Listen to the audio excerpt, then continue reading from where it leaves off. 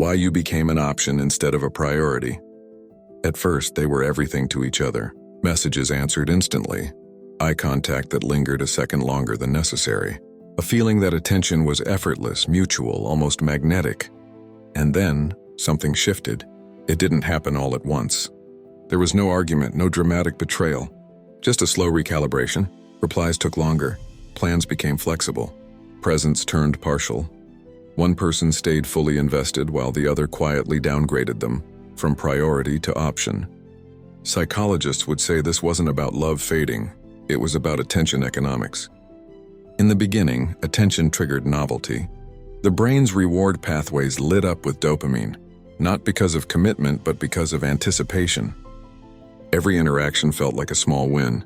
The brain loves unpredictability. It confuses excitement with importance, but as consistency replaced uncertainty, dopamine dropped. The person who stayed available, responsive, emotionally predictable unknowingly removed the very stimulus that kept the reward system engaged. The brain stopped chasing because it stopped needing to. What was once earned became guaranteed, and guaranteed attention feels invisible. Mirror neurons played their role too. Humans subconsciously mirror the emotional intensity they receive. When one person invested more, texted first, adjusted schedules, tolerated distance, the other's nervous system learned a new rhythm. Less urgency, less emotional synchronization, less care, not cruelty conditioning. The one who became an option didn't notice it happening. They interpreted distance as stress, silence as busyness. They filled gaps with understanding, patience, rationalization. Each excuse trained the other person's brain to associate them with emotional safety, but not desire. Safety without tension doesn't activate reward. Over time, the dynamic hardened.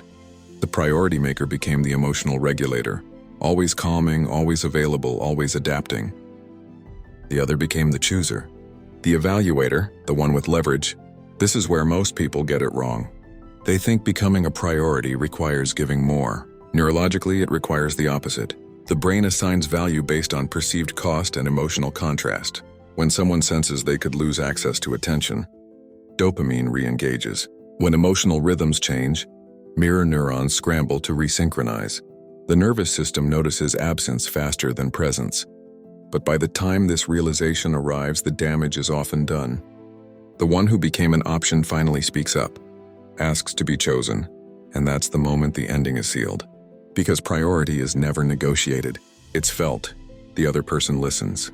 Nod says the right words, but their brain has already categorized the relationship. The reward circuits don't reignite on command. Emotional hierarchy once established resists reversal.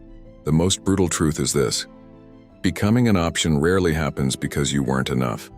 It happens because you were too accessible in a system that rewards emotional scarcity. At the end of the story, the one who was downgraded walks away confused, replaying every moment, wondering where they lost value. They didn't lose it. They gave it away to a brain that learned it no longer had to earn it. And that's the moment that lingers. When you realize priority was never about proving worth to someone else. It was about never teaching them you could be taken for granted.